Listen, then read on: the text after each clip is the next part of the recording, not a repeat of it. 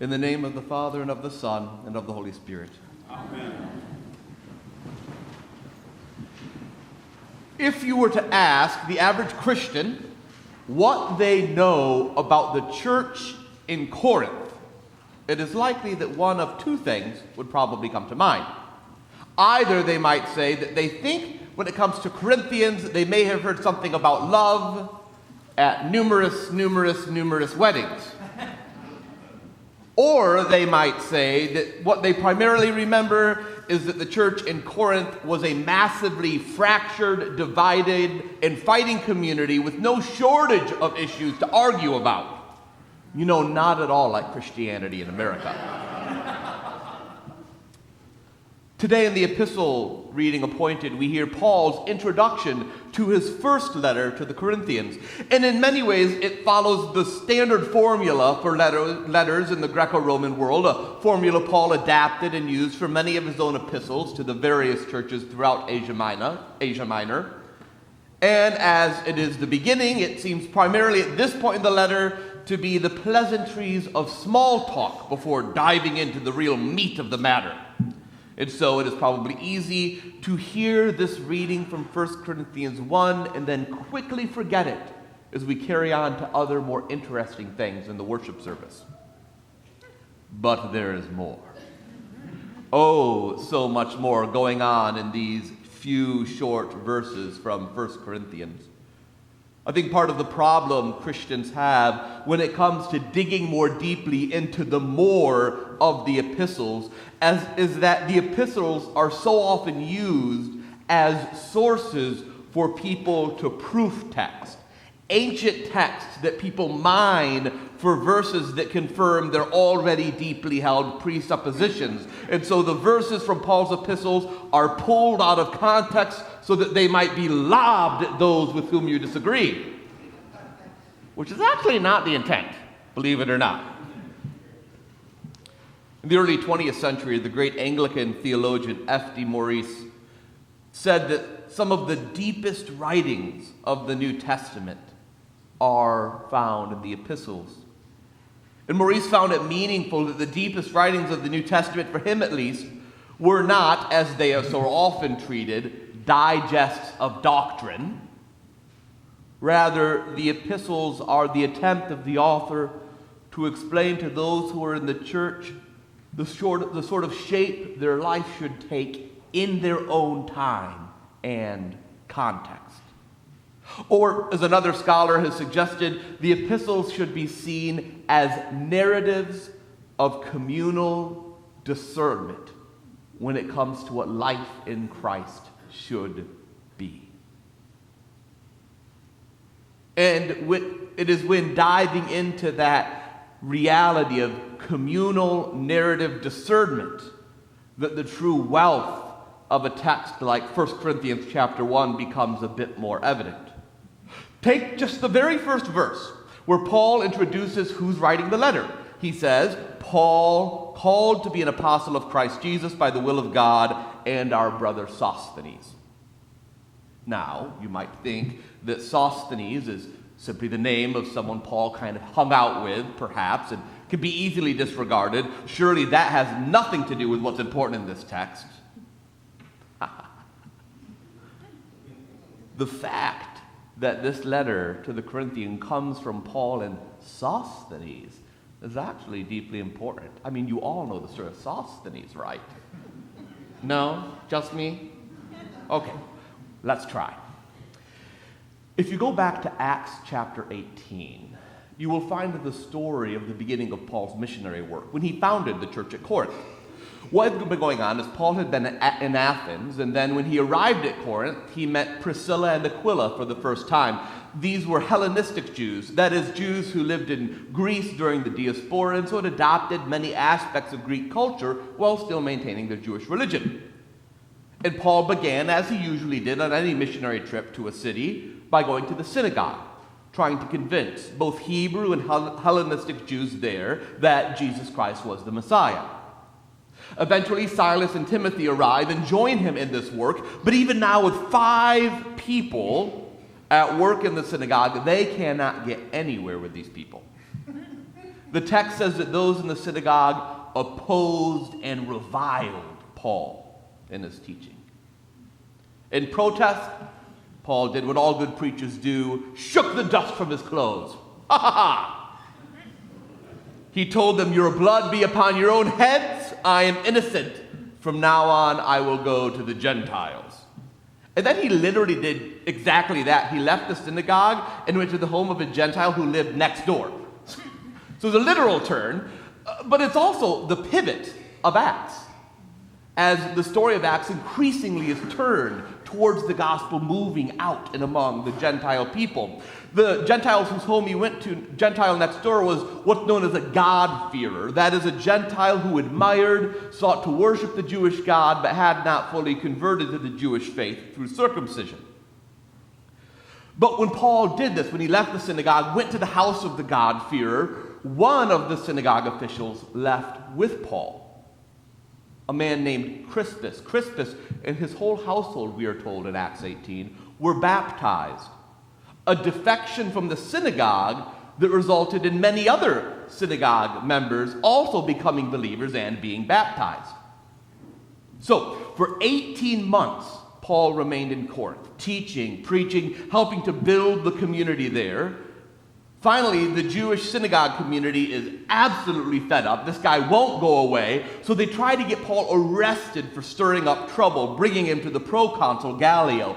Imagine religious people trying to use the government to force other people to do what they want. How dare they? Gallio, though, refuses to be a part of this religious dispute. This is not his responsibility. He brushes off the people from the synagogue community. They can't get anywhere. And after that, they can't get to Paul, but they could get to someone else. Another one of the synagogue officials, we are told, who had converted back when Crispus converted around a year and a half ago. His name in Acts 19, verse 17, is Sosthenes. The text says, then all of them seized Sosthenes, the official of the synagogue, and beat him in front of the tribunal. And Gallio paid no attention to any of these things. So, it's 3 or 4 years after this, likely, that Paul and Sosthenes are together on a missionary journey. They're staying at the city of Ephesus at this point. And they hear of problems in Corinth. Problems of the church Paul had founded, where he had labored for 18 months. The church where Sosthenes was converted, where he had been beaten for his faith in Christ. And so together they write this letter. Because remember, the epistles are not digests of doctrine. They are narratives of communal discernment. And Sosthenes was a part of that community. He had left everything in his synagogue to be a part of the church in Corinth. He left everything to be a part of community with Jews and God-fearers and Gentiles all put together, and had suffered in his own body for it. That relationship that both Paul and Sosthenes have, they hope will encourage the Corinthians to pay attention, to return to the core of their faith in Jesus, to turn from the divisions which have infected them. Indeed, many of the kind words Paul and Sosthenes use at the beginning of the letter are connected to some of the criticisms they will bring later on. Paul says, for example, that he gives thanks to God always for them because in every way they have been enriched in Christ. Now, later on in chapter 4, he will say somewhat sarcastically that they care so much about money and prestige that they've become rich almost like kings. A very sort of the wealth, a very different sort of wealth than the wealth one has in Christ. In chapter 1, Paul gives thanks for their speech, their knowledge, anticipating, though, his own later correction of their misguided emphasis on rhetorical ability, the gifts of tongues and prophecy, their claim to special wisdom in chapter 3 that they think makes them better than others. And finally, he says in our reading that he gives thanks they're not lacking in any spiritual gift, despite the fact that we will learn in chapter 12 that spiritual gifts are at the core of their conflict. What is key, I think, is that here in the introduction to this letter, he is reminding them that all of these good things they have, and they are good, make no mistake, their abundance of life, their speech, their knowledge, their spiritual gifts, that all of these are not things that they're meant to use to indicate how much better they are than other Christians.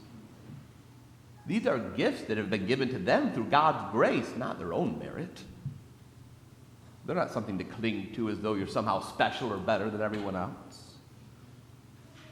No, indeed, Paul insists in chapter 1 that just as he is one who was called to be an apostle, each and every one of them is called to be saints, to be the holy ones of God in Corinth. That is what their gifts are for. Their gifts are not for the purpose of finding ways to set them apart as better than others. Their gifts, any goodness they have in life, is due to God's grace, because God has called them into God's gracious and loving kingdom. And God has called them particularly through grace. Remember, grace is unearned. It's undeserved. We only have grace because of God's love for us. The church in Corinth exists because of God's love for them. God's love does not make them individual spiritual sages, ready to indicate how their own approach is better than everyone else's. God's love knits them into a community of saints. This was at the core of their founding. This is the truth they've forgotten. So Paul and Sosthenes sit down in Ephesus and write, hoping that their friends, their church will remember that image probably burned in their minds of Sosthenes beaten by the community he'd once led. And they couldn't do anything, stop it. Sosthenes on the ground bleeding because his belief in the love of God for all people, Jew and Gentile, his belief in the love of God for all people, not one group, that this was more important to Sosthenes than even his own life, his own body, his own safety. The Corinthians are already saints through the calling and gift of God. They've just forgotten who they are, and Sosthenes is hoping that he can help Paul remind them.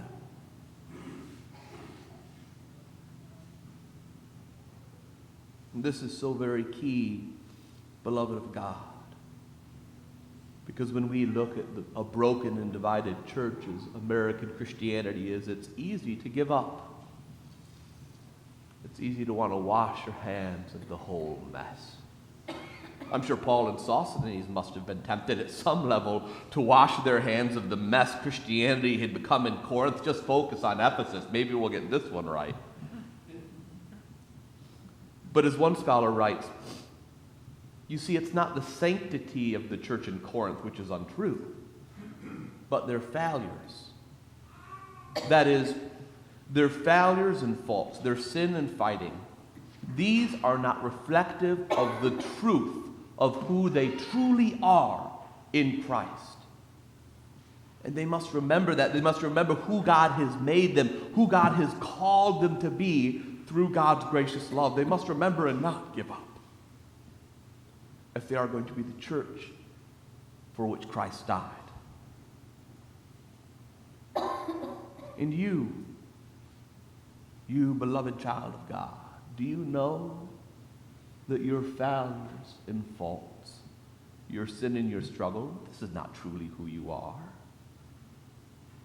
It's a mistaken identity you adopt from time to time, but it's not who you are. God's love has declared you are so much more than that. And because God has declared it so through his gracious love, no one can take it from you.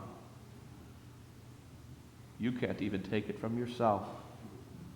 You cannot erase the love of God, which is forming you into a new creation to be a manifestation of God's love for the whole world, knit together into a broken and divided church, but one that God's love is working on, particularly through you, as you are a part of that church, making it more than it could ever be without you.